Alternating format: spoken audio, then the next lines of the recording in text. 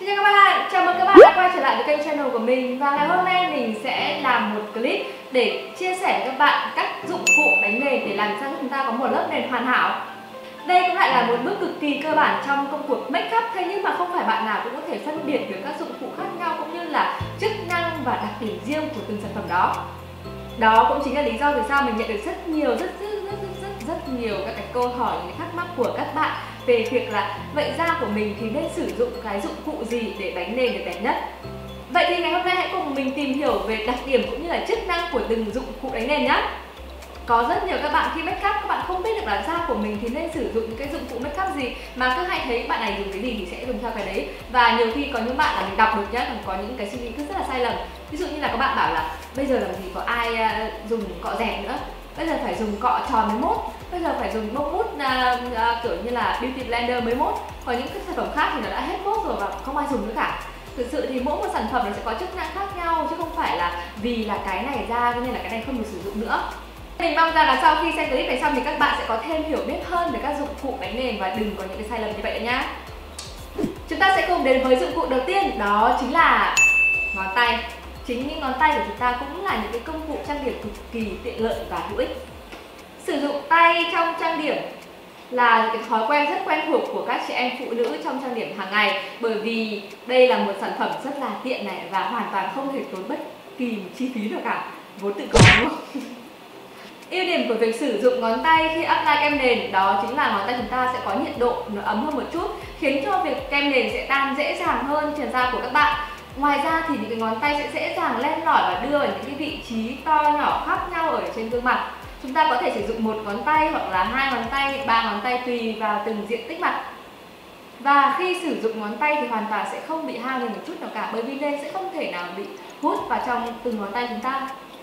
Thế nhưng khi chọn cách đánh nền bằng tay, chúng ta cũng sẽ có một số những cái nhược điểm. Ví dụ như là cái ngón tay của chúng ta thì cái bề mặt tay nó không được phẳng, nên là khi chúng ta thoa lên thì đôi khi kem nền sẽ không được đều. Nhất là với những bạn nào không có kinh nghiệm cũng như là không có cái năng khiếu để tán nền một chút thì cái việc sử dụng tay sẽ khó khăn hơn. Bởi vì thực ra thì cái diện tích của bàn tay cũng không phải là diện tích quá hợp lý để chúng ta có thể tán được một lớp nền đều màu nhất. Nên điều này đòi hỏi các bạn phải có sự luyện tập thường xuyên. Và ngoài ra thì thú thật là mình khuyên các bạn, nếu như mà các bạn sử dụng ngón tay để tan nền thì chỉ phù hợp với những bạn nào có làn da đẹp này, lỗ chân lông nhỏ và không bị quá dầu thôi. Còn với những bạn nào mà có làn da mụn này hay là lỗ chân lông quá to thì chúng ta không nên sử dụng ngón tay để tan nền, bởi vì là ngón tay chúng ta sẽ không len lỏi để lấp được lỗ chân lông cũng như là che được cái vết mụn đừng bị đẹp. Nhưng với từng cái nốt mụn bọc chẳng hạn, chúng ta hoàn toàn có thể sử dụng ngón tay của chúng ta để có thể lấy che khuyết điểm và dặm lên chính những cái nốt mụn đó, nó sẽ giúp chúng ta có độ che phủ khá là ổn đó. Tiếp theo là dụng cụ thứ hai, đây là loại dụng cụ sẽ phổ biến hơn rất nhiều so với việc chúng ta dùng tay, đó chính là cọ. Cọ trang điểm thì sẽ được chuyên môn hóa hơn, tức là có rất nhiều hình dáng cọ khác nhau và mỗi một hình dáng cọ sẽ có những chức năng khác nhau để dành cho những loại da khác nhau, cũng như là cái độ cover khác nhau mà các bạn mong muốn. Cọ thì có rất nhiều các hình dáng từ dẹt này đến tròn này đến vát này, và có rất nhiều các cái độ chặt cũng như độ thưa khác nhau. Nhưng ở đây thì mình tạm chia ra thành hai loại, và thứ nhất đó là loại cọ dẹt và loại thứ hai là loại cọ tròn. Với cọ dẹt thì các bạn có để ý là các cô gái ở Hàn Quốc có làn da bóng khỏe, mịn màng thì rất hay sử dụng cọ dẹt. Cọ dẹt là một cái dụng cụ đánh nền phổ biến tại Hàn Quốc, bởi vì cọ dẹt sẽ giúp chúng ta có một lớp nền mỏng mịn, tự nhiên và óng khỏe.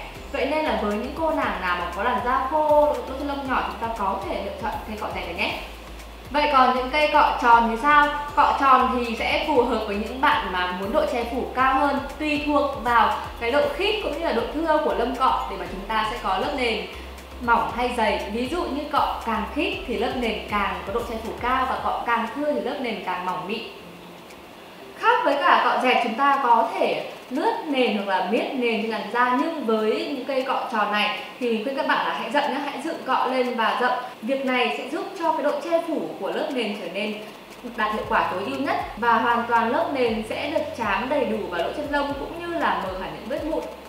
Sản phẩm cọ dẹt này thì cực kỳ phù hợp với cả những bạn có làn da dầu và lỗ chân lông to, những bạn đang gặp vấn đề về mụn này cũng như là vết thâm. Nói tổng quan chung về cọ thì cọ đúng là có rất nhiều các hình dáng khác nhau, thế nhưng mà đơn giản là gì? Bạn chỉ cần sử dụng cây cọ nào mà bạn thấy phù hợp nhất với cả làn da của mình cũng như là cái cách mà cầm của mình cảm thấy tiện lợi nhất. Chính vì sự đa dạng của những hình dáng cọ mà chúng ta có thể tha hồ để có thể lựa chọn được những cái dáng cọ phù hợp với cả làn da của mình. Và cọ thì có một ưu điểm là sẽ sử dụng được khá lâu, thế nhưng mà các bạn lưu ý nhé, hãy vệ sinh cọ thường xuyên, bởi vì cây cọ sẽ là những cái nơi mà sẽ tích tụ nhiều vi khuẩn để chúng ta sử dụng lâu dài mà không rửa cũng như là vệ sinh cọ đi. Và dụng cụ cuối cùng mà chắc hẳn tất cả các bạn cũng rất quen thuộc, đó chính là bông mút. Thế nhưng bông mút cũng có rất nhiều loại bông mút khác nhau, từ loại bông mút cổ điển latex này đến loại mới là loại hình quả trứng này, hay là một loại gần đây cũng khá quen thuộc đó là bông mút kiểu cushion. Và bông mút cũng là một sản phẩm mà đa số các chị em dùng hàng ngày bởi vì là rất dễ sử dụng. Vậy thì những loại bông mút này sẽ có đặc điểm gì khác nhau? Đầu tiên là cái bông mút latex, đây là cái bông mút cực kỳ truyền thống và phổ biến. Mình nghĩ chắc hẳn là những bạn nào mà đã make up lâu thì quá quen thuộc với bông mút này rồi. Bông mút này thì có một cái đặc điểm là cái lớp mút ấy không được quá mịn và cái lỗ ở trên bông mút thì khá là nhiều và dày. Khi mà chúng ta apply sản phẩm này lên trên mặt thì cái kem nền sẽ bị hút vào rất nhiều ở bông mút này, sẽ khiến cho lớp nền được mỏng mịn tự nhiên. Nhưng với bạn nào mà có nhiều khuyết điểm thì mình nghĩ là sản phẩm này sẽ không phù hợp. Có một đặc điểm nữa là sản phẩm này cũng khá là dễ dàng để chúng ta có thể làm cho kem nền tan ra ở trên da của mình. Tiếp theo là bông mút hình quả trứng. Bông mút này thì gần đây đã rất là nổi tiếng trên toàn thế giới. Xuất phát điểm của nó là từ hãng Beauty Blender, và sau đó thì tất cả các hãng khác trên thế giới cũng đều ra những bông mút hình dáng quả trứng như thế này. Thì những bông mút này thì có đặc điểm là mịn hơn và mềm hơn so với cả bông mút latex cũ rất nhiều, và những cái lỗ ở trên bông mút thì nhỏ hơn, sẽ giúp cho cái việc mà bị hút nền vào trong bông mút giảm thiểu hơn. Thế nhưng cái bông mút này mình vẫn nhận thấy là nó vẫn sẽ giúp cho chúng ta có một làn da tự nhiên, và để có thể sử dụng được những cái sản phẩm bông mút này một cách hiệu quả hơn, chúng ta cũng có thể xịt khoáng này hoặc là ngâm bông mút này ở trong nước và bóp chặt đi để bông mút có độ ẩm nhất định, sẽ giúp cho lớp này chúng ta trở nên mịn màng hơn và dễ bám lên da hơn. Và xét về độ bền thì cái bông mút hình quả trứng này sẽ bền hơn so với cả bông mút latex cũ. Và bông mút cuối cùng là bông mút của Cushion. Đây là bông mút có thiết kế hoàn toàn khác biệt hẳn với cả hai bông mút còn lại. Thiết kế dáng mỏng dẹt, giúp cho việc tiếp cận từ ngón tay lên trên da mặt chúng ta trở nên gần hơn bất kỳ với loại bông mút nào. Thay vì chúng ta sử dụng bằng tay trực tiếp lên da mặt, chúng ta có thể sử dụng qua lớp bông mút này và có thể cảm nhận được dễ dàng những cái sản phẩm được apply lên da.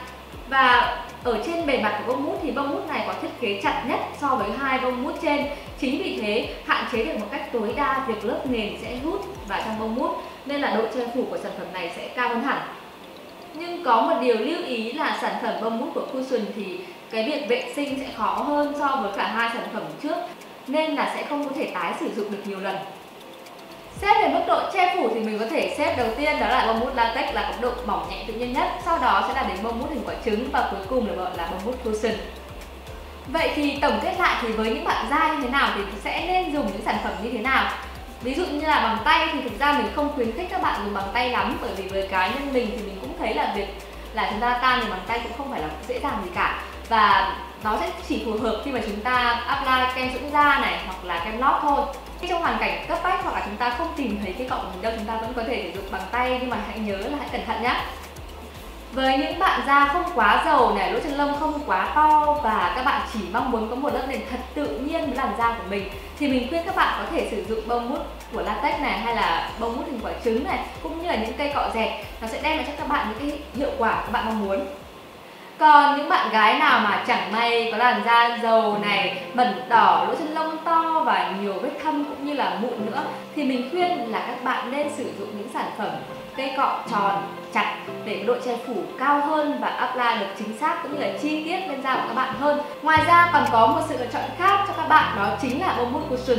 Sản phẩm này cũng sẽ giúp các bạn đạt được cái mục đích mà các bạn mong muốn, giống như là những cây cọ tròn và chặt vậy. Còn với những bạn có làn da hỗn hợp thì sao? Chúng ta đành phải đầu tư thêm một chút, đó chính là hãy sử dụng hai dụng cụ đánh nền để phù hợp với hai vùng da có đặc điểm khác nhau ở trên gương mặt, để cho chúng ta sẽ có một cái lớp nền hoàn hảo nhất.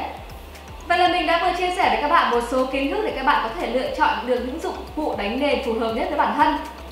Và mình nghĩ là bây giờ chúng ta sẽ phải thay nhau rồi. rồi. Và nếu như các bạn thích clip này thì hãy like ở bên dưới nhé. Và hãy theo dõi kênh channel của mình, cũng như là hãy click vào biểu tượng quả chuông để có thể xem clip mới một cách sớm nhất.